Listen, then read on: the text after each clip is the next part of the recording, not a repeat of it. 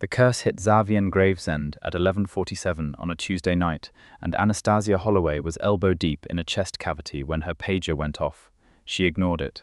She had been a cardiothoracic surgeon for 6 years, and she had learned very early that the body on the table was always the most urgent thing in the room. But the pager went off again, and then a third time in rapid succession, and her scrub nurse exchanged a glance with the anesthesiologist that Anastasia did not like at all.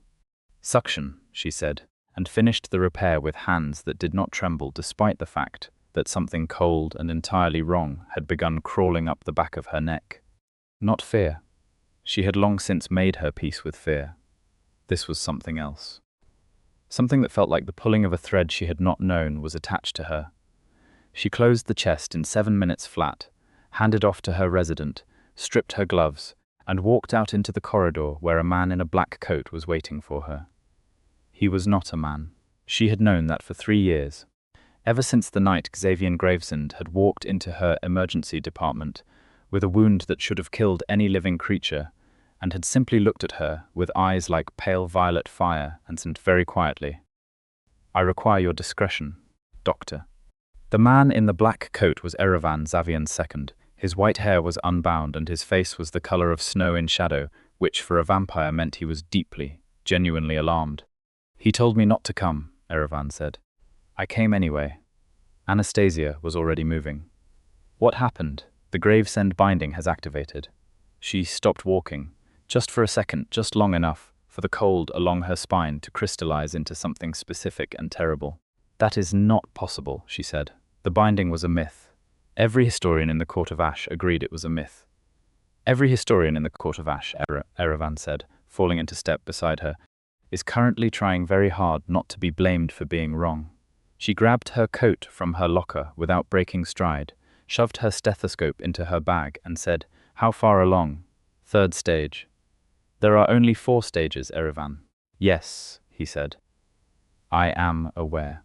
The Gravesend binding was not a myth. She knew that now, walking through the underground passage beneath the hospital that connected the human world to the thing that existed below and between and behind it, the ancient infrastructure of vampire civilization that ran beneath the modern city of London like the bones beneath skin, she knew it because 3 weeks ago Xavian had told her about it himself. Sitting across from her in his study, with his long fingers wrapped around a glass he was not drinking from, and his pale violet eyes watching her with the particular expression she had come to recognize as the one he wore when he was about to say something that frightened him. Xavian Gravesend, heir to the sanguine throne, eldest surviving son of the ancient Gravesend line, who had not been frightened of anything in 400 years, had looked at her across that desk and said, "There is something I must tell you, and I need you to hear it as a physician before you hear it as anything else." She had nodded, because with him she had learned to simply nod and wait. "The Gravesend heirs," he had said, "carry a blood-forged binding. It was laid into our line by the first covenant 7 centuries ago. A punishment, dressed as a safeguard, it was designed to prevent any heir from claiming the sanguine throne until the binding judged them worthy.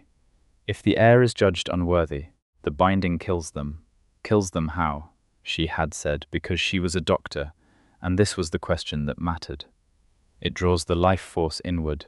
The vampire's own ancient power turns against itself and collapses the consciousness, stage by stage, until there is nothing left. And what determines worthiness? He had been quiet for a very long time. Then he had said, "The binding does not judge power, it judges connection." Specifically, it looks for evidence that the heir understands something beyond dominance, beyond blood law and lineage and the politics of the court. It looks for what the old texts call the counterweight. A soul in the heir's life that anchors them to something genuinely worth ruling for. She had understood then, in the way she always understood things that other people thought she should not be able to grasp, that he had been looking at her while he said it, that the conversation was not theoretical. "Xavian," she had said. "I am not asking you for anything," he had said immediately, with the careful dignity he always used when he was in fact asking her for a great deal. "I am telling you because you deserve to know the risk, and because you are the most intelligent person I have ever met in 4 centuries of living, and because if the binding activates, you are the only person I would trust to help me understand what is happening to me medically, so that we might find a way to slow its progression and develop a countermeasure that does not require. He had stopped. That does not require what? She had asked. He had looked out the window at the dark city beyond his study's glass. The traditional completion of the binding requires a voluntary declaration from both parties. She had sat with that for a moment. Both parties including a human. Yes, your court, she had said slowly, would not accept that. No, he had said. They would not. She had thought about it for 3 weeks and not arrived at a satisfactory conclusion. And now the binding was in its 3rd stage, and she was descending into the subterranean court of the vampire world with her medical bag and her very human heartbeat and absolutely no plan. The Court of Ash occupied 3 levels beneath the city, accessed through a series of passages that had been built during the construction of the London Underground, and very carefully kept separate from it. The architecture was a collision of centuries. Roman archways giving way to medieval stonework, giving way to corridors fitted with modern lighting and climate control systems, because vampires were ancient, but they were not impractical. Anastasia had been here before. Enough times that the guards at the inner gate recognized her and stood aside, and enough times that she no longer flinched at the cold or the silence or the weight of being the only beating heart in a room full of creatures who could hear it. What she was not accustomed to was the atmosphere that greeted her now. The outer hall was crowded, which was unusual.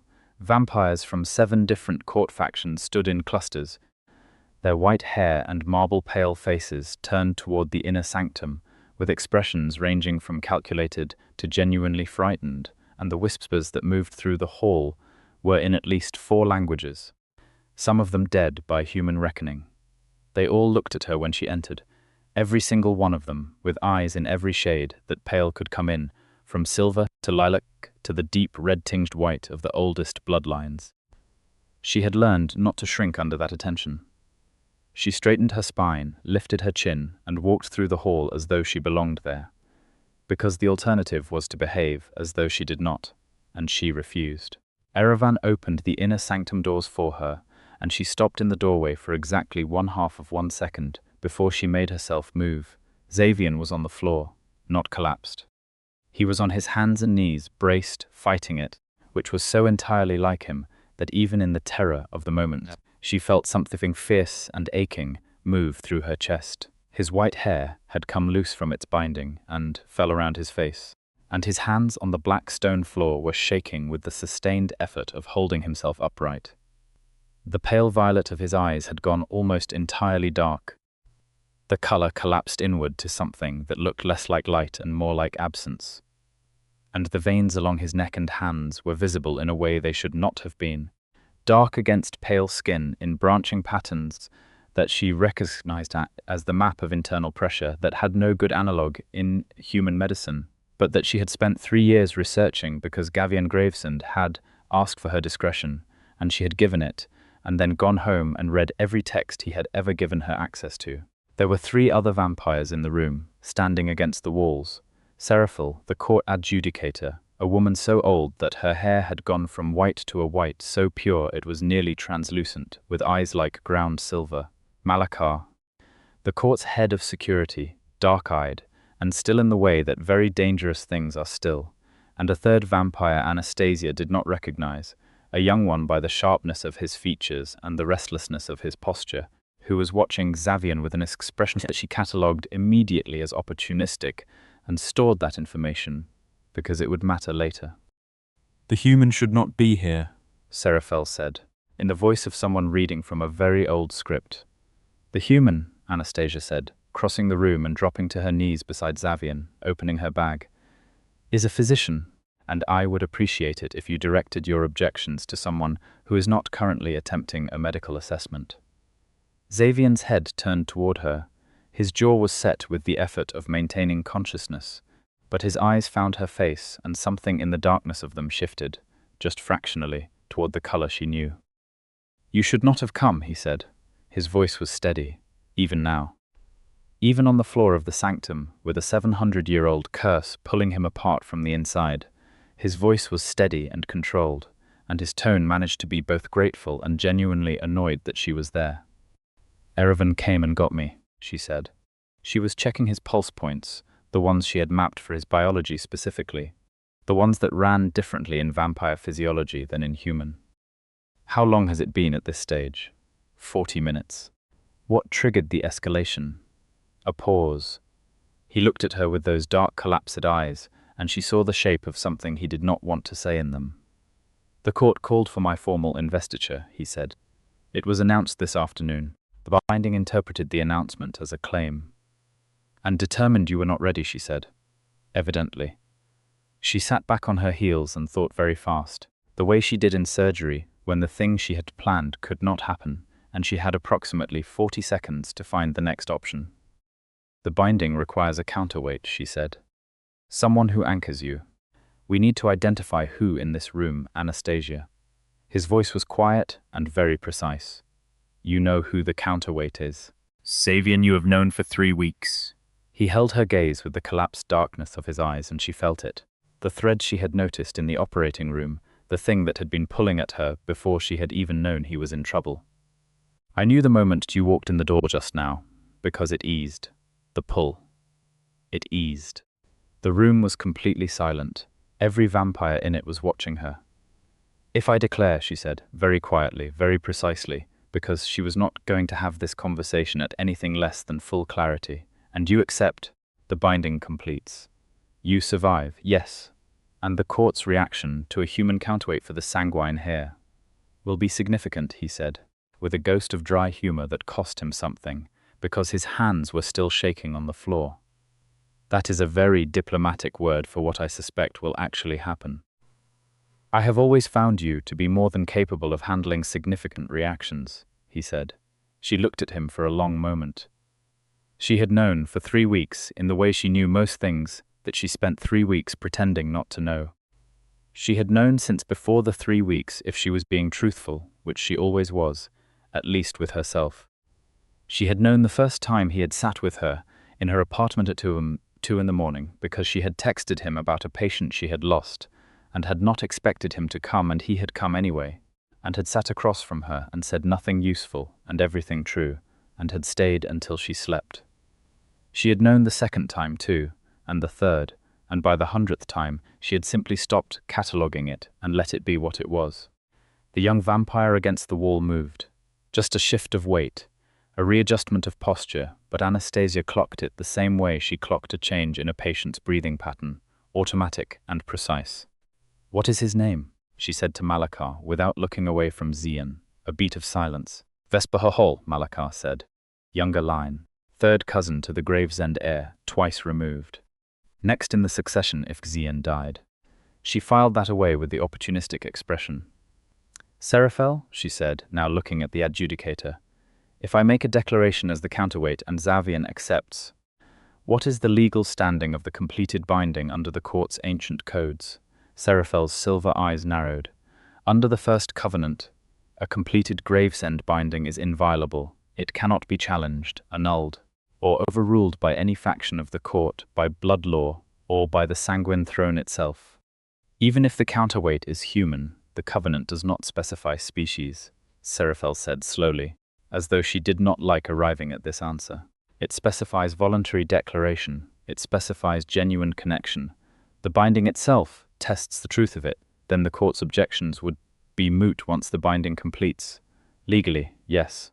Serafel looked at her with those ground silver eyes for a long moment. "Politically, the court has other methods." "I am sure it does," Anastasia said. "I am also sure that a sanguine Heir who has just survived a 700-year-old curse with the support of an inviolable covenant is not going to find the political methods of the court particularly intimidating."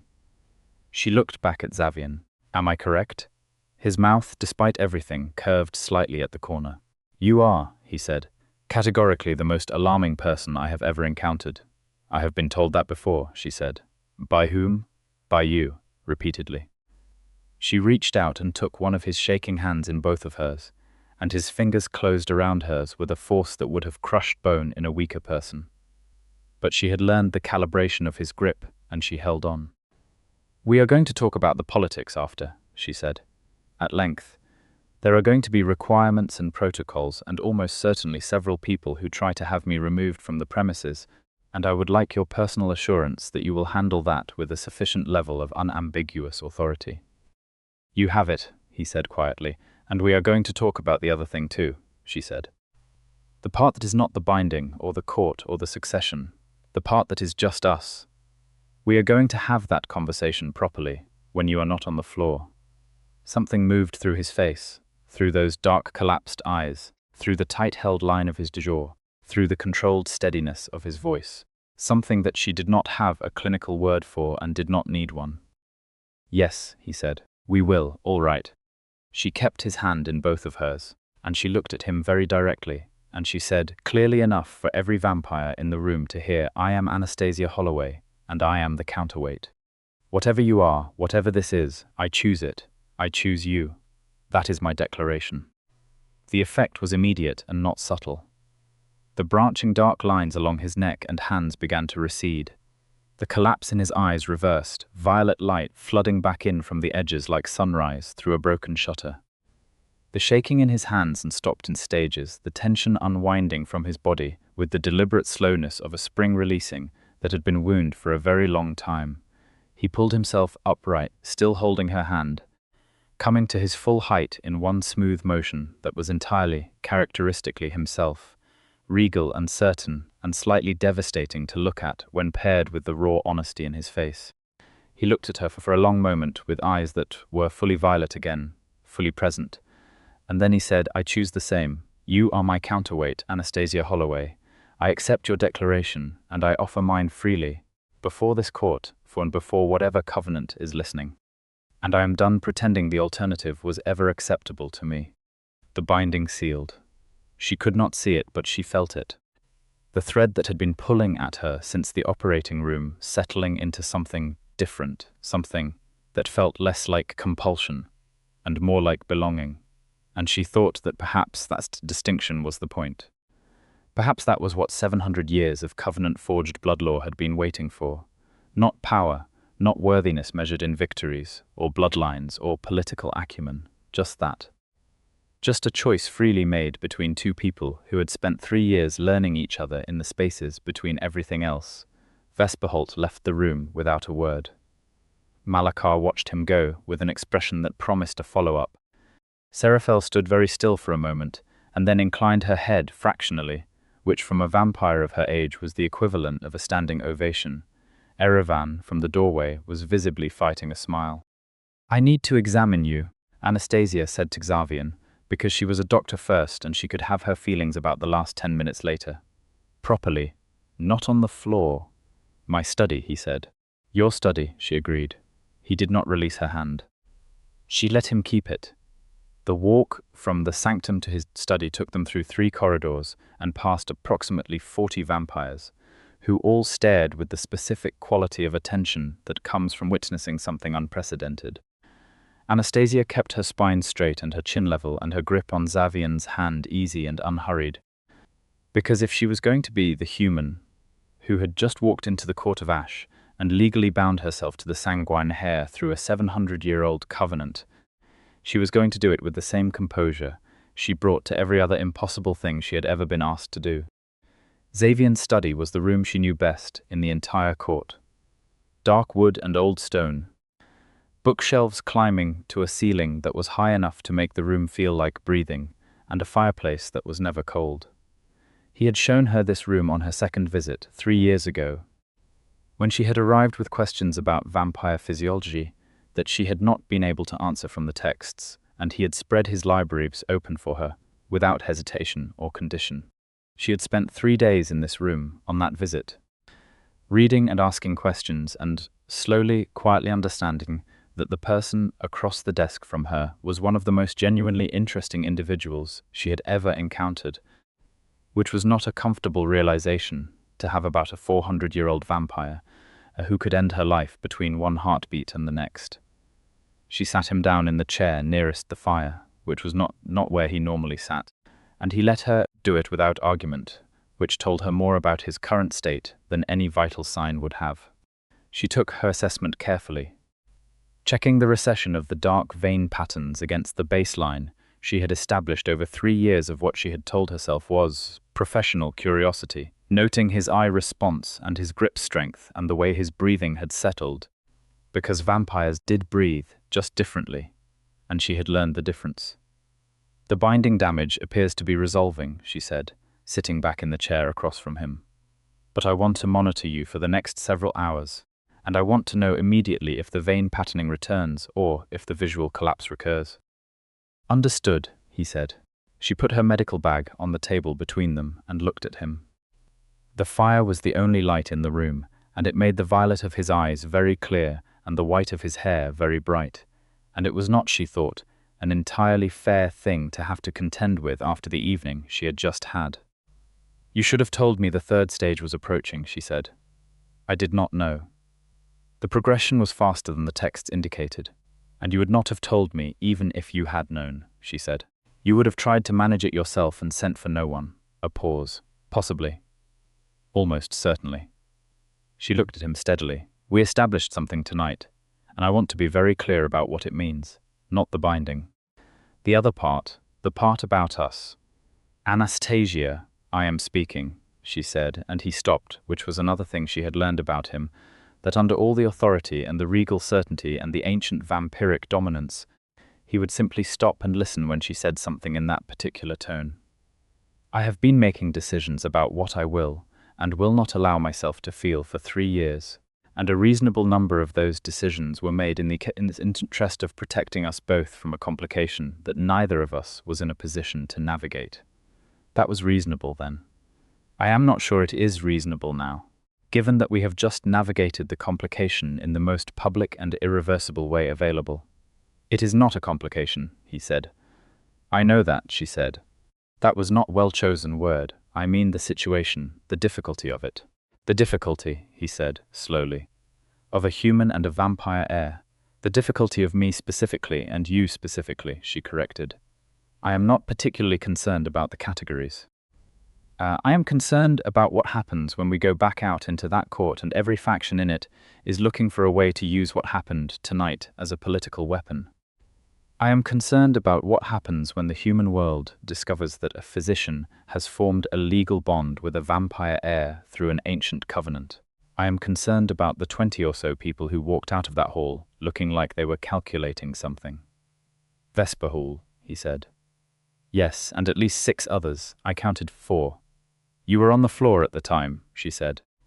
"I had a better vantage." His mouth did that thing again, the almost curve. "Yes," he said, "you did. So the question is whether we address the immediate threats tonight or after you have rested," she said. "My medical recommendation is after you have rested. My practical concern is that several of those threats may not wait." "They will wait," he said, with a certainty that was not arrogance but something older and colder.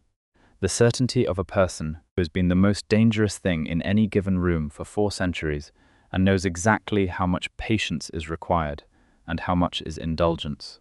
Because the binding is inviolable, and Seraphil confirmed it, and every faction in that hall knows that moving against you now is moving against the covenant itself. They are cautious. Ambition is patient when it has to be. And when their patience runs out, "Then I will be considerably more rested than I am now," he said. "And you and I will have had the conversation we agreed to have, and I will be considerably more capable of handling what comes next with you beside me than I ever was alone." She looked at him for a long moment. The fire shifted, and his shadow moved with it across the old stone wall, and she thought about 3 years and 100 late nights, and every moment she had catalogued and then deliberately not examined too closely. "I am not afraid of what comes next," she said. "I know," he said. "That is one of the things about you that has terrified me consistently for 3 years. You are terrified by competence." "I am terrified," he said, very quietly, "by how much it matters, by how much you matter, by what it would mean to." He stopped, looked at the fire, looked back at her. "I have outlived everything I have ever cared about," he said. "That is not self-pity, it is arithmetic. 400 years is a very long time, and human things do not last 400 years. The weight of that settled over the room the way the weight of ancient things always did in his presence, not oppressive, but simply real, the way gravity is real." "No," she said, "they do not. And yet, he said, and yet, she agreed. He stood from the chair and crossed the space between them, and she stood because sitting while he was standing felt wrong in this moment, and he stopped when he was close enough that she had to look up slightly to meet his eyes. Which was another thing she had catalogued and not examined. The specific way her heartbeat changed when he was in proximity and looking at her like that. "I am not a human thing," she said. "No," he said. "You are entirely yourself, which is a category I have not had a word for until recently." "What word did you arrive at?" He reached out very slowly, with the care he always took in deliberate gestures, and touched the side of her face with his hand, and his palm was cooler than hers, but not cold, not the cold of absence, just the different temperature of a different kind of living. "Necessary," he said. She turned her face slightly into his hand, just a fraction, just enough to make the word a fact in the physical world, and said, "For the record, the feeling is mutual, Anastasia." His voice had dropped to something quieter and more honest than his public register, the voice she had only heard in this room, in these late-night hours, in the spaces where the court and the blood laws and the ancient politics could not quite reach. "I have been in love with you for 2 years and 4 months, and I have been treating it as a problem to be managed. 7 months longer than I estimated," she said. "You were estimating." "I am a diagnostician," she said. "I observe patterns." A pause, and then he actually smiled, which was still one of the most quietly startling things she had encountered in her professional and personal life combined, because his smiles were rare and genuine, and they changed his face in a way that made the 400 years visible, not as distance but as depth. He kissed her very carefully, the way he did everything deliberate, and it was not dramatic or desperate despite the evening they had just survived, or perhaps because of it.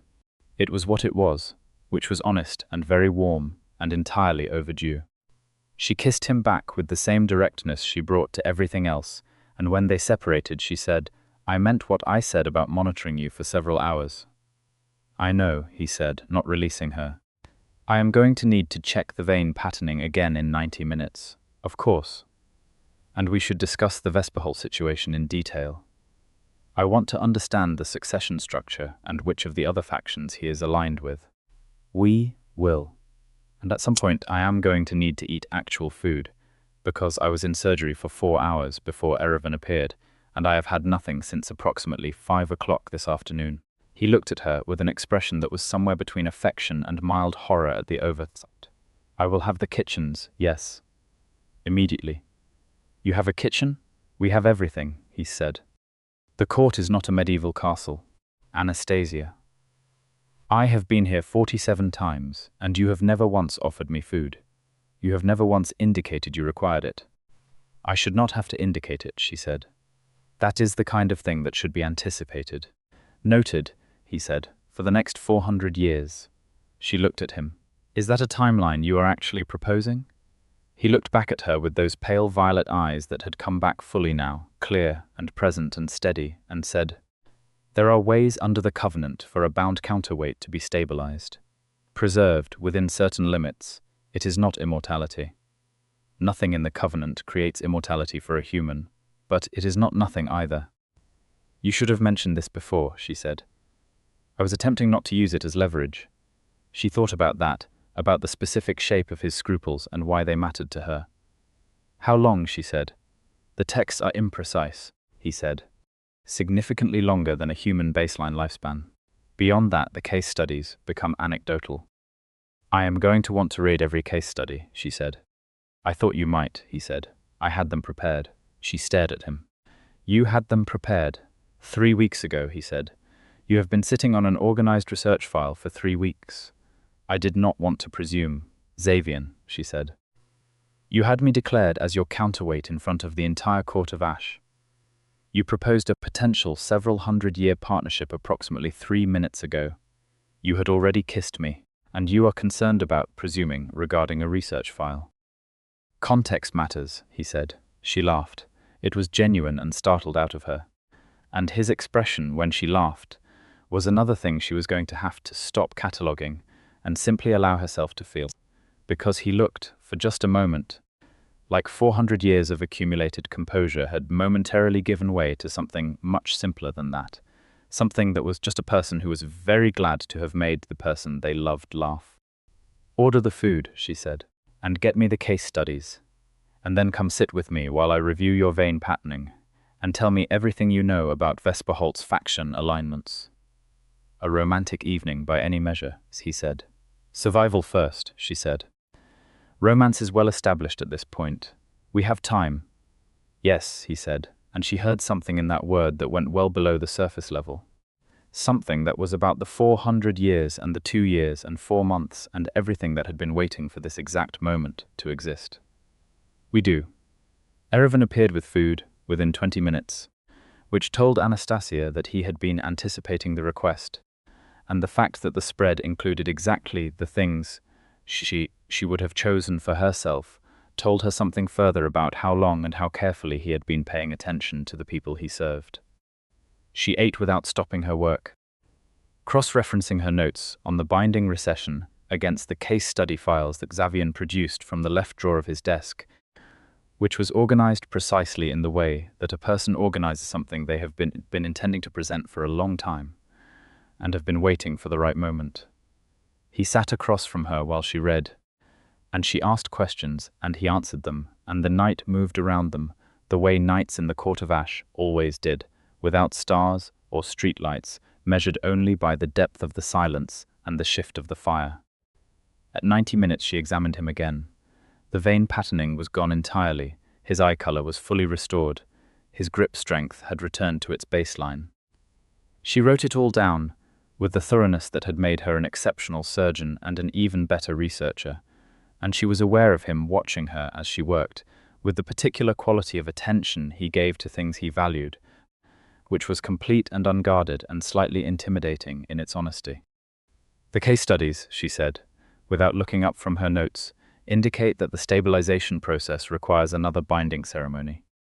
Separate from this one, voluntary on both sides." "Yes," he said, "that is also something we would need to discuss with the court." "The court," he said, "has less jurisdiction over my personal choices than they have previously believed." "The court," she said, "has significantly more potential for becoming an ongoing problem than I would prefer, and I would rather have that conversation once, and have it decisively, than have it in increments." He was quiet for a moment. "You are proposing a confrontation?" "I am proposing a clear establishment of terms," she said. "There is a difference. I do not want conflict with the court. I want them to understand, precisely and permanently, that what has happened tonight is inviolable, and that any attempts to make it otherwise will be addressed directly, and without patience. That is not a confrontation. That is communication." "It sounds like a confrontation," Erevan said from the corner, where he had been quietly present this entire time. "It sounds like whatever it needs to sound like," Anastasia said. "What matters is what it achieves." Xavian looked at Erevan with the expression that meant he was silently agreeing with something he would not say aloud in the interest of decorum, and Erevan looked back with the expression that meant he knew exactly what Xavian was silently agreeing with. "Tomorrow," Xavian said to Anastasia. "We address the court tomorrow. Tonight I would prefer to continue reading the case studies with you and eating whatever Erevan has supplemented the food tray with, and not think about factions or succession or Vesperholt until the sun rises and I am forced to." "The sun," she said, "does not apply at this depth," he said. "The court is shielded. I do not have to close myself away when morning comes." "I know that," she said. "I were going to say that I have a surgery at 8 in the morning." He blinked. It was very slight, very controlled, but she had learned to read the very slight things. "Of course," he said.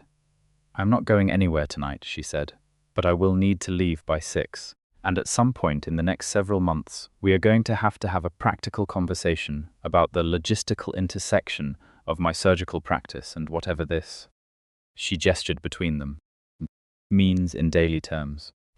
"Months is an acceptable timeline," he said. "I think so too," she said. "We have established the essential architecture. The details can be worked out without urgency." She looked at him across the desk and the fire and the papers. "Are you all right?" "Actually all right, not performed all right." He considered the question, which she appreciated, because many people did not consider it. "Yes," he said. "I think I am more all right than I have been in a very long time." which is a stranger feeling than I expected. Being all right is strange when you are accustomed to managing, she said. Yes, he said. Exactly that.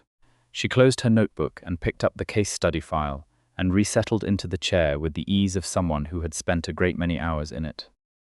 Then let us read, she said. And be all right, and tomorrow we will deal with the rest of it. He settled across from her and opened his own copy of the texts, and the fire moved, and the court was silent around them, and for a few hours it was simply that. Two people in a room with books and fire, and the novel comfort of not pretending anymore. The confrontation with the court happened the following morning at a session Xavian called with the full authority of the Heir's summons, which meant every faction head was required to attend, and could not send a representative in their place. Anastasia stood at his right hand, which was a deliberate positional choice that every vampire in the room would understand immediately, and she wore the same composure she always wore in difficult rooms, the composure of someone who has seen people die and lived to do better work for it, and is not particularly impressed by politics as a result. Serafel opened the session. Vesperholt sat in the third row with two others from his faction, and his face was arranged into a careful neutrality that did not quite conceal the calculation underneath it. Anastasia noted 3 exits, the placement of Malakar's security contingent, and the body language of every faction head, and filed all of it in the part of her mind she kept for things that required contingency planning. Xavian spoke with the authority of someone who has never been uncertain about his right to stand where he stands, and what he said was not complicated. The binding had completed. The covenant was satisfied. The sanguine Heir was not in 4th stage collapse and was not going to be, and the succession was intact. Any challenges to the validity of the completed binding would be heard by the covenant itself, which had not been invoked in 300 years, and which every person in the room understood to be a significantly worse option than accepting the current reality. Vesperholt raised his voice during the open portion, which Anastasia had expected. He framed his objection carefully in the language of blood law and historical precedent, and he was not wrong that the precedents he cited were real. He was simply, as she had already determined, operating on the assumption that precedent was more powerful than a completed binding, which was incorrect. Serafel corrected him, briefly and completely, with the tone of someone who has done their legal research and found it airtight. The faction heads looked at each other with the specific kind of look that means they have been shown the door and intend to use it because they are pragmatic people, and the alternative is considerably more costly than the concession. Vesperholt pushed once more, harder, and Xavian looked at him with those pale violet eyes and said very quietly in a voice that filled the room without effort, "I would recommend, Vesperholt, that you consider your next sentence with the kind of care that a member of my court should consistently apply to everything they say in my presence." The room was very still. Vesperholt sat back. The session concluded in 40 minutes, which was remarkably efficient for a vampire court that had been known to deliberate for days over considerably less significant matters. Anastasia noted that Malakar left with 2 of his people immediately following and did not reappear for several hours, and when she asked Xavian about it later, he confirmed that the security follow-up on Vesperholt's faction had been initiated and would be comprehensive. "Will he be a problem?" she asked. "He will be managed," Xavian said. "That is not the same thing." "No," he said, "but it is the better answer for tonight." She accepted that, because she had learned the difference between the battles worth having immediately and the ones that were better addressed with patience and information. And this was the latter category. The weeks that followed were not simple. The Court of Ash had been a political entity for 7 centuries, and it did not restructure itself around a single session, however definitive. There were faction heads who accepted the reality and began the careful work of understanding what a human counterweight meant for the court's future alliances. And there were faction heads who accepted it while quietly exploring whether anything in the covenant had a loophole they had missed. And there was a small contingent that continued to treat Anastasia's presence as an anomaly to be tolerated, rather than a change to be integrated. She addressed each of these in her own way. The pragmatic faction heads she met on their terms. Providing information about herself and her work with a directness that several of them admitted later was not what they had expected.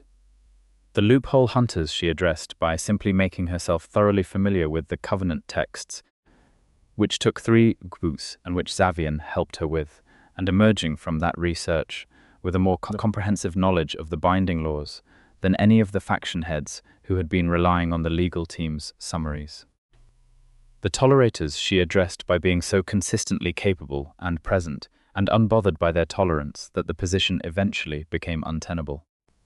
Xavian watched all of this with the attentiveness of someone who is learning something new and valuable, and occasionally contributed to specific conversations with exactly the level of authority required to make clear that his counterweight's position was not a matter for ongoing negotiation. She continued her surgical practice. She had been clear about this from the beginning, and he had understood, and the reality of it was that she was a physician, and her work mattered, and she was not prepared to set it aside for any reason. What changed was that she began bringing the knowledge she accumulated in her human practice into the research she was doing on vampire physiology, cross-referencing the 2 bodies of knowledge in ways that had never been possible before because no human physician had ever had sustained access to the court's medical archives, and the results of that cross-referencing were genuinely interesting. She wrote papers. She could not publish them in human journals under her own name without triggering questions that were not yet answerable. But she built a body of research that was organized and annotated and available to the court's own medical practitioners, who had been operating on a combination of traditional knowledge and to scale experiments from centuries, and who were, several of them, very glad of a new perspective. This, unexpectedly, was what ultimately shifted the balance of opinion most dramatically in her favor. Not the binding, not Xavian's authority, not the covenant's inviolability. The fact that she brought something of genuine value, that she understood things that the court needed understood, and that she operated with a rigor and a generosity that was difficult to dismiss, regardless of what one thought about her species. Erevan told her this one afternoon in the way that Erevan communicated most significant things, sideways and while doing something else. The adjudicator's medical advisor, he said, appearing beside her in the library without announcement, as was his custom, asked me to mention that the comparative tissue analysis you completed last week has been circulated to all 7 court physicians and is being described as genuinely illuminating. I am glad, she said. It is the sort of thing, he said very casually, that tends to make people reconsider their assumptions. I know, she said. I thought you might, he said, since it appears to have been deliberate. She looked at him. He looked back with the expression she had come to read as his version of a smile, subtle enough that it was almost not there. Everything is deliberate, she said. Yes, he said. That is what I told the adjudicator's advisor. Xavian found her in the library an hour later, which was not unusual, and sat across from her in the chair that had become his chair in this room the way the chair in the study had become hers, by simple repetition and the logic of where people naturally go when they go looking for each other. The stabilization ceremony, he said. I have been reading about it, she said. I have questions. I know, he said. I brought Seraphel. She looked up. Seraphel was in the doorway, silver-eyed and expressionless, and carrying a very old book that she set on the table with the care that extremely old books require. The questions, Seraphel said without preamble, are probably the same ones I would ask in your position. I will answer them in order of importance rather than waiting for you to identify them, and we will see how much time that saves. Anastasia appreciated this enormously. Please, she said. What Seraphel explained over the course of 2 hours was more nuanced than the case studies had indicated. The stabilization was not a simple extension of human lifespan. It was a covenant-recognized modification, available only to a legally completed counterweight that integrated a fraction of the vampire heir's blood-forged power into the human's biological baseline. The effect was not immortality, as Xavian had said, but the estimates, based on the case studies that had been honestly documented and the theoretical framework Seraphel had been maintaining for contingencies she had apparently anticipated for longer than she had indicated, were in the range of 3 to 4 centuries of extended lifespan, after which the outcome was uncertain but not immediately terminal. Uncertain in what direction, Anastasia said. Unknown, Serafel said. The precedents are insufficient. What are the risks of the process itself? Significant discomfort, Serafel said. A period of adjustment during which the integration settles. Possible sensitivity to certain environments, while the baseline recalibrates. Duration of the adjustment period is individual and unpredictable. What does significant discomfort mean on a biological level? Serafel and Xavian exchanged a glance that Anastasia did not like. Tell me, she said. He did. She listened with her diagnostic mind fully engaged and asked the questions that needed asking. And at the end of it, she sat back and looked at the ceiling for a moment. You waited until now to tell me this part because you were afraid I would decide against it, she said. No, Xavian said, with a directness she had also learned to trust. I waited until now because the binding had to complete first and the situation had to stabilize before the option was meaningfully available, and I did not want to discuss it as a hypothetical when the more immediate question was whether I survived the night. That was fair. Is it reversible? She said. No, Serafel said. What happens if I choose not to do it? You live a human life alongside an immortal one, Xavian said, and I outlive you by an indeterminate but very significant number of centuries, which I have told you is something I am willing to accept as the cost of whatever time we have, and I meant it. She looked at him. I know you meant it, she said. That is not actually the most important factor in my decision. What is, he said. Whether the process is medically sound, she said. Whether the integration settles without causing permanent physiological damage. Whether I would be in a position to continue my work through the adjustment period, or whether it would require me to stop operating, and for how long. Serafel blinked, just once. It was possible, Anastasia thought, that in several centuries of court adjudication, no one had asked those specific questions first. The integration does not cause permanent damage in the case studies, Serafel said.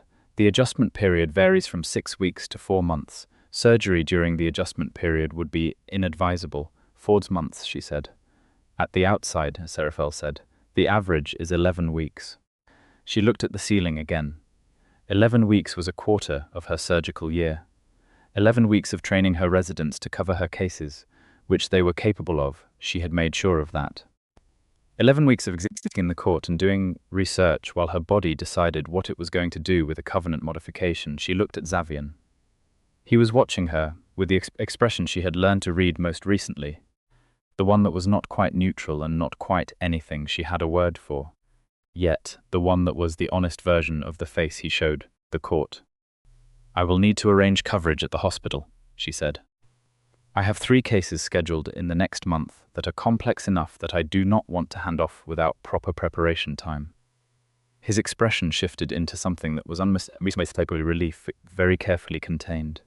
Also, she said, I want to be present for every stage of the ceremony, and I want a full explanation of the biological mechanism as it is understood. I am not going through a covenant modification without understanding what is happening to me at each step. Of course, Serafel said, in the tone of someone discovering that this is in fact exactly how they would prefer to conduct this process. And I want all of this in writing, Anastasia said. Everything we have discussed today, in writing, organized, with the relevant covenant references cited. I will have it prepared by tomorrow, Serafel said. After she left, Anastasia sat in the library with Xavian, and the old fire and the sound of her own heartbeat, which would sound different, eventually, and which she thought she was at peace with. She thought she was more than at peace with it. She thought she was, quietly and without drama, genuinely glad. You are not afraid, he said. I am always afraid, she said. I just do not let it make decisions for me. Is there a difference between courage and that, he said. Or are they the same thing described from different angles? I think they are the same thing, she said. But the angle matters. Fear that you act through is different from fear that acts on you. He was quiet for a moment, and then he said, I was afraid tonight when the binding activated, not of dying, of not, he stopped. Of not having told me, she said. Yes, you had told me, she said. In every practical way, you had prepared files. You had been sitting with me in my apartment at 2 a.m. for 2 years. You had been, she thought about the specific texture of his presence in her life. The way it had built slowly from professional to something entirely different through 1,000 small and deliberate acts. The way he had never pushed and never been absent. The way he had always been exactly what she needed without ever making it about what he wanted. "You had been showing me for a long time," she said. "You had just not said it directly." "I was concerned," he said, "about the power differential." She looked at him. The power differential. "I am 400 years old," he said. "I am the heir to a vampire throne. I have resources and authority and abilities that are fundamentally asymmetrical to yours. Telling someone in that position that you are in love with them creates a pressure," she said. "Yes, even if it is not intended as one." She thought about this. About the fact that he had spent 2 years not saying it, because he was trying to protect her from the weight of it, which was so entirely him that it made something in her chest tighten in a way she had stopped cataloguing and simply felt. "Xavian," she said, "I am a cardiothoracic surgeon. I work in a field that is 70% male, and I navigated my way to the top of it while being very clearly and visibly a woman in my early 30s. I am not easily pressured. I am extraordinarily capable of saying no to very powerful people. I have said no to you on at least 6 separate occasions the last year on matters considerably less significant than this, and you were not surprised by any of them." "No," he said. "So the concern about pressure," she said, while genuinely thoughtful, was also slightly underestimating me." "It was," he said. "I have been gently corrected of that tendency before." "By me?" "Consistently," she smiled. "Good," she said. "Keep accepting the corrections." He looked at her with those violet eyes and said, with significant relief and genuine gratitude.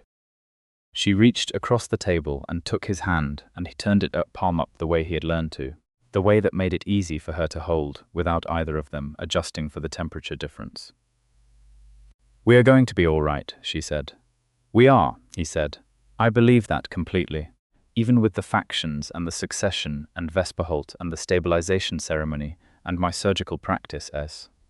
Even with all of that," he said, "particularly because of that.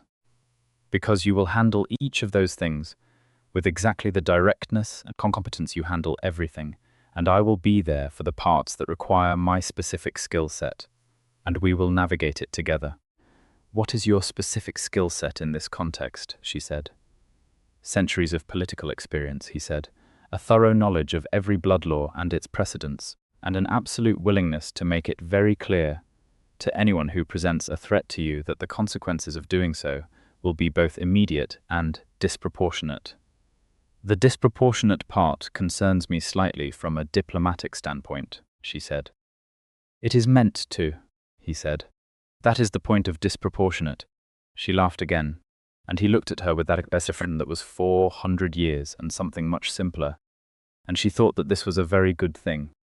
All of it, even the difficult parts of it, which she fully expected to be difficult and was prepared for and was not afraid of. The stabilization ceremony happened 8 weeks later. After her 3 complex cases were complete and her residents were briefed, and the hospital had accepted her leave of absence, with the explanation that she had a family medical matter requiring extended personal time, which was not precisely false. Serafil conducted it in the inner sanctum, with Erevan and Malakar as witnesses, and Xavian beside her through every stage of it, his hand in hers throughout, and it was nothing like she expected in terms of sensation, and exactly like she expected in terms of his presence, steady and unambiguous and entirely hers. The adjustment period was 9 weeks. It was as advertised, significantly uncomfortable in ways she could document with precision, if not always predict with accuracy. And during those 9 weeks she was more present in the court than she had ever been, which turned out to have a secondary effect on the faction dynamics that no one had anticipated, because the ongoing presence of the counterweight in her adjustment period, visibly continuing her research and her reading and her work with the court physicians and managing the discomfort with the same competence she managed everything, was considerably more persuasive than any political session or legal precedent. 3 faction heads visited the library in the 2nd week with what were ostensibly research inquiries, and were actually, she understood, a form of assessment. She answered their research questions comprehensively and let the assessment happen and did not comment on it, and by the end of the third week 2 of the 3 had made respectful gestures towards Xavian that signaled a shift in their political posture. The third came back in the 5th week with an actual research question, a genuine one, about a medical issue within his faction that his own physicians had not been able to resolve, and she spent 3 hours with the relevant texts and her notes, and gave him an answer that she later confirmed with the court's medical team was correct. He left without saying anything overtly significant, but Serafel reported the following day that his faction had formally registered support for the completed binding's validity with the Covenant record, which was a legal gesture of considerable weight that had not been asked for, and was therefore worth considerably more than it would have been if it had. Vesperholt's faction remained an outlier, but an outlier that had become considerably less active since Malakar's follow-up investigation had produced information that Xavian had addressed directly and decisively. Vesperholt himself had accepted a posting to one of the court's external chapters, which was not quite exile and was entirely sufficient. On the first day that the adjustment period officially concluded, Anastasia returned to the hospital for a 6-hour surgery that went precisely as planned, and she called Xavian from the scrub room afterward, with her phone held against her shoulder because she was already reviewing the post-op notes, and said, "Successful. Clean margins. Patient is in recovery. Excellent," he said, from somewhere that sounded like his study. "I am going to be another 2 hours at minimum," she said. "Do not send Erevan." "I was not going to send Erevan," he said. "You were absolutely going to send Erevan." A pause. "I was considering it. I will be back before midnight," she said. "There is food in the apartment if you want to wait there." "I will be in the study," he said. "That is further away." "You know where the study is," he said. "Xavian," she said. "Anastasia," he said. She hung up, finished her notes, handed off to her resident, changed out of her scrubs, and walked out of the hospital into the cool London night thinking about the fact that she had 2 addresses now that were genuinely both hers, one human and one vampire, and a research partnership with the most comprehensive medical archive in vampire history, and a legal bond that was 7 centuries old and had been waiting for exactly this, and a person who had sent Erevan to get her on the worst night of his life because he trusted her enough to let himself be found, and who had spent 2 years not saying what he felt in order to protect her from feeling pressured, and who was currently sitting in his study under the city waiting for her to walk back in the way he always waited, with the kind of patience that 400 years teaches, and the kind of attention that no amount of time teaches. That is simply what some people are. She took the passage beneath the hospital. The guards at the inner gate stood aside. The corridor opened into the court, and the cold and the silence settled around her the way they always did, familiar now, hers in the way that strange things become yours when you have chosen them completely enough for long enough. His study was lit with a fire and lamplight. He was reading, which she had expected, and he looked up when she came in the way he always looked up, with the full attention. That was one of the things she had noticed first, all those years ago, Sris, that he gave his complete attention to whatever was in front of him and never performed it. "Successful," she said again, setting her bag down. "You said," he said. "I wanted to see your face when I said it." He set the book down. "Come here," he said. She crossed the room and sat on the arm of his chair. Because the chair was too narrow for 2 people, and she was not inclined to sit separately at this particular moment, and he shifted to accommodate her in the easy way of people who have learned each other's physical presence by long practice, his arm around her without ceremony. "Are you well?" he said. "Very," she said. "The surgery." "Exactly what I do," she said. "Exactly what I have always done. Nothing different." "Good," he said. And the word was doing a great deal more than its 4 letters might suggest. She leaned against him and looked at the fire and thought about the case studies she was going to reorganize next week, and the comparative tissue analysis she had promised the court's 3rd physician, and the 3 papers she had outlined in the margins of her adjustment period notebooks, and the conversation she was going to have with the hospital about her research parameters going forward. And all of it was present and real and possible. All of it was the shape of an actual future rather than a theoretical one. "The court," she said. How is the political climate today, specifically?" "Stabilizing," he said. Havrith's faction formalized their support this morning with the Record Office. Malakar's report on Vesper Holt's external chapter integration is positive. Serafel convened the Covenant Review Panel this afternoon, and the preliminary finding is that the binding is, precisely as stated, inviolable. "I heard about Havrith," she said. One of the medical team mentioned it.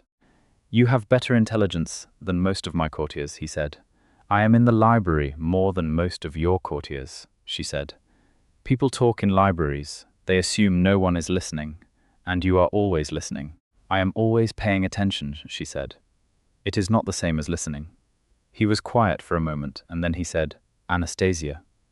She heard something in the way he said her name, the particular quality that meant he was about to say something direct and important, and had been gathering it for a moment. "Yes," she said. "I want to tell you something that I should have said clearly and without the context of a crisis or a ceremony or a political event." She waited. "I love you," he said, in the simple and straightforward meaning of those words, not as a declaration or a completion of a binding or a legal necessity, as what it is, which is the truest thing I have known in 400 years. She was quiet for a moment, looking at the fire. "That is considerably easier to say without an audience," she said. "Significantly," he said. "And without the floor," she said. "The floor was undignified," he said. "It was," she agreed. "You were magnificent anyway." She turned to look at him, close and warm in the firelight. "I love you," she said. "The same way, the simple one." He looked at her with those pale violet eyes in the firelit room under the city, with 400 years behind him and whatever was ahead of them, which was unknown in the ways that matter and certain in the ones that matter more. "We should read," she said. "We should," he said. She took the book from his lap and opened it to the middle of where he had left off, because she had been reading it too in the library and was further along. And he said nothing about this, only shifted so they were both comfortable. And outside the study, the Court of Ash went about its ancient business of being the hidden infrastructure of a world most humans did not know existed. And inside the study there were two people who had found each other through a 700-year-old binding, and 3 years of late nights and one very dramatic evening on an inviolable covenant, and they were reading, and they were warm, and they were not, for the first time in either of their histories, alone. The following year brought its share of difficulty, as all years do when they involve both a vampire court and a hospital. There were 2 more faction challenges, both of which were addressed with the combination of Xavian's authority and Anastasia's increasingly comprehensive knowledge of the Covenant's legal architecture. There was a situation involving an external vampire house attempting to use a blood law dispute as leverage against the Gravesend succession, which Anastasia helped resolve by identifying a precedent in the Covenant records that the external house's legal team had missed, which was simultaneously embarrassing for them and definitive for the court.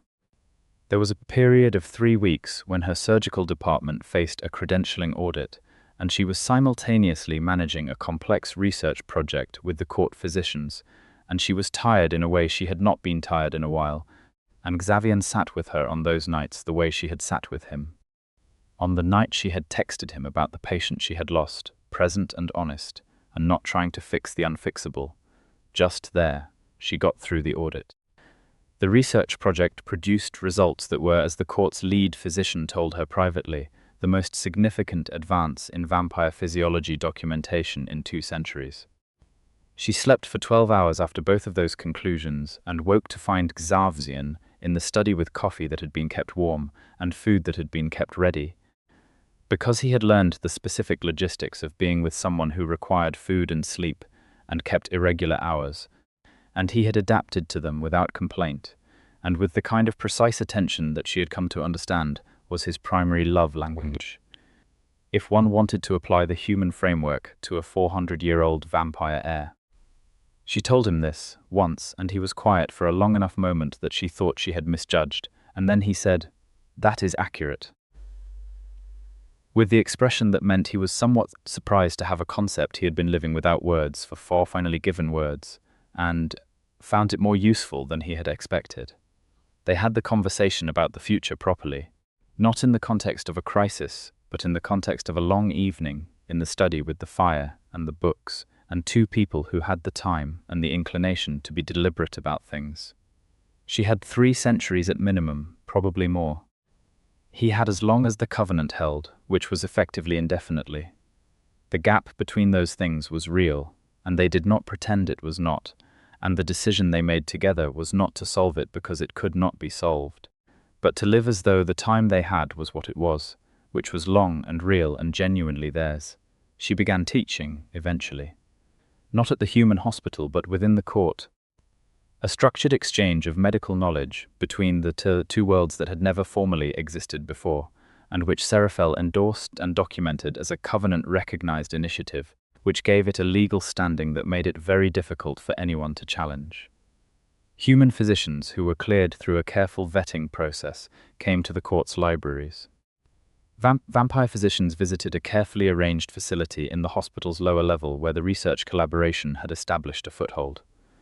The knowledge moved in both directions, and the things that became possible because of that movement were real and mattered to actual people on both sides of the line between the worlds. Erevan told her, on the anniversary of the binding's completion, that she was the only person he had ever seen make Xavian genuinely and lastingly happy, and that in 400 years of service he had not expected to say that to a human physician, and that he considered it one of the better surprises of his long life. She told him she considered him one of the better surprises of her shorter one, and he did the smile that was almost not there. And they went back to the library, where Xavian was waiting with the new edition of the Covenant texts that Serafel had finally agreed to update to include the Holloway provisions, which was what the expanded Counterweight documentation had come to be called within the court's records. A name Anastasia had not chosen, but had quietly decided not to object to. Xavian looked up from the texts when she walked in, with that full attention that had never wavered in 4 years, and she crossed the room and sat across from him, and he slid the new edition toward her, open to the relevant page. She read it. The language was old and formal and very precise, in the way that covenant texts always were, and in the middle of the formal and precise language was the history of what had happened, documented for whatever centuries came after, the activated binding, the completed declaration, the human counterweight who had held the balance while the air was falling, the inviolable completion of a 700-year-old mechanism that had been looking for exactly this and had finally found it. She looked up from the page. He was watching her. "How does it feel," he said, "to be part of the permanent record?" "About the same as it usually feels to do something worth doing," she said, "which is to say, considerably less dramatic than the moment itself and considerably more real." "Yes," he said, "that is exactly right." She closed the text and looked at him, in the firelight that had become the light she associated most with the truest version of her life, and said, "What is on your schedule tomorrow?" "The Havrith delegation arrives at 11, he said. "Malakaza has a security briefing at 9 that I expect will be more interesting than announced. And you?" "Surgery at 7, she said. "Then the research presentation for the joint physicians session. Then I was going to come back here and read the 4th volume of the Covenant's supplementary texts, because Serafel mentioned there is a section on the historical counterweights that has not been properly cross-referenced, and I want to see if it tells us anything we do not already know." "We could read it together this evening," he said. "We could," she said. He stood and went to the shelf, where the supplementary volumes were kept, 3rd from the left in the row of dark-spined books, and took down the 4th volume with the ease of someone who knows exactly where everything is, and brought it to the table, and sat beside her this time rather than across from her, because over 4 years they had migrated naturally from opposite sides of desks and tables to the same side, not by decision but by the gradual logic of wanting to be where the other person was. She opened the volume, and he angled it between them, and they read, and the fire moved, and the court was quiet around them, and under the city the world went on in all its ancient and modern and complicated and beautiful difficulty, and in the library it was simply 2 people who had chosen each other completely and were making good on the promise of that choice. One evening at a time, with patience and honesty, and the kind of love that does not require crisis to be visible because it has become the ordinary condition of everything, which is, of course, the best kind. the kind that does not end.